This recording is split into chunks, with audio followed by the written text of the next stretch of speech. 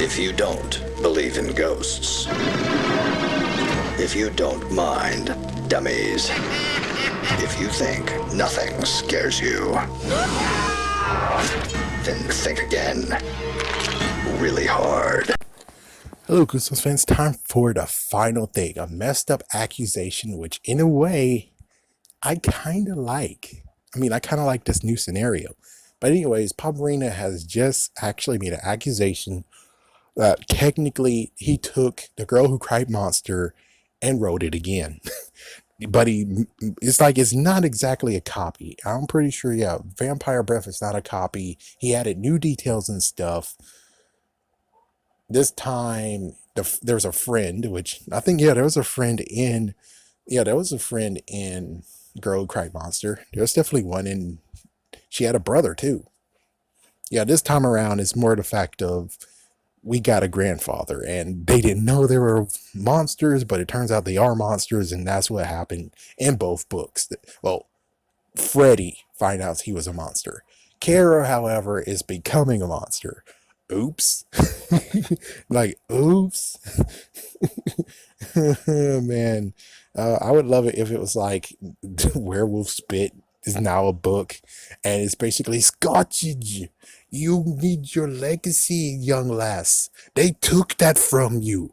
I'm glad you finally found it and you did your mission. It's like, ooh, that's clever. What if Kara actually is not Freddy's friend after all, and she did that on purpose because they were looking for Werewolf Spit. They found where Werewolf Spit was, but they couldn't infiltrate it and go into the house, especially since the fact of one of them can turn invisible. So they need an inside person. Hence, Kara. Wow. And no wonder they want to fight all along, because their freaking blood wants to fight each other.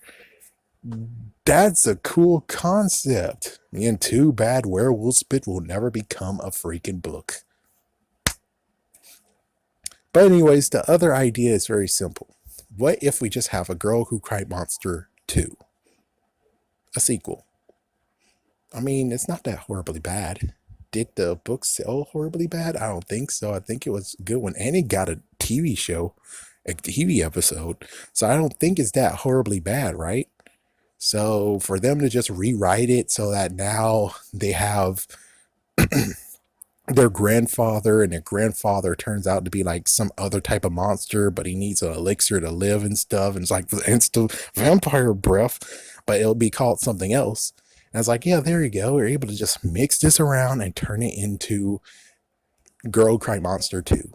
But I'm pretty sure the sequel for that book doesn't really need to happen. Yeah, poor Mortman's like, yeah, in both books, it's like, okay, who's the victim here? Mortman's a victim, definitely.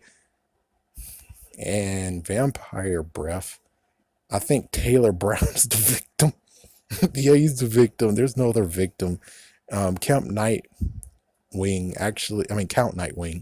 he isn't really a victim. He's getting bullied a little bit, but he's not really a victim, and he didn't get eaten at the very end.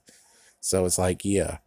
In the case of this freaking book, I would say they're very similar, definitely similar, but different concepts. They're very similar, but different concepts. But I still kind of actually like this idea of let's bring Werewolf Spit into a real actual book and allow it to actually unravel that Kara actually betrayed him. Yep, he betrayed him. He betrayed his trust. And this whole entire time, she actually was playing as his friend, but she wasn't really a friend at all because she was Scottish. Scottish. And she needed to actually rescue the werewolf spit that her family had. I'm pretty sure we can go say the fact of where it's like some kind of, family feud. But even though it's a family feud, I would say it's like, yeah, but then it's like some plot holes. Like, okay, well, if it's a family feud, how come they don't know about Kara? It's like, oh, well, I'm pretty sure their freaking grandfathers duked it out. Their grandfathers duked it out, but the parents, the grandchild, they don't know. They would never know. It's the thing. Maybe he'll tell stories, but they pretty much think that the werewolves are dead or something, right? Yeah, it's like the only thing left is the werewolf spit. Of course, we all know that no, there's werewolves all around the place. The only messed up part is that they're uncivilized, and I'm pretty sure we could even say that werewolf spit not only make them civilized and have brains, but yes, like yeah, and something, something, something, something. Who knows? Maybe werewolf spit also does the same thing as vampire breath, because well, as soon as a person becomes a werewolf these days, and even werewolf skin, well, sadly, their minds are gone, and werewolf spit actually steadies the mind, get them in control of them. Of course, I do like my other video, and make sure you check out the other video too, where I'll talk about werewolf spit and exactly what does it actually tell us. Of course, yes, it's named werewolf spit, but I took it literally in that one, which it could say literally.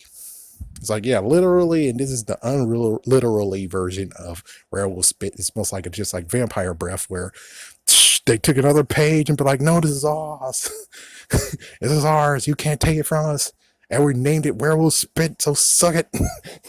It's like, yeah, well, you can't suck the spit though, because it's still ours though. uh, yeah, but the books are definitely similar. Still wish werewolf spit actually is like, if you take this actual idea of werewolf spit, this book series right here, but of course, sadly, he has to spitball the werewolf spit name of the book, and then he comes up with the story. Sadly, yeah, that's how it goes. So I can't even tell him the story. It's like, I guess I tell him the story's name, and then I tell him the story, and then he'll write it and elaborate through it. But do we really want this story to be in Slappy World? Yeah, that's the real horrible truth about this. It's like, do we really want it in Slappy World? I was Garrity. I was Scary Night.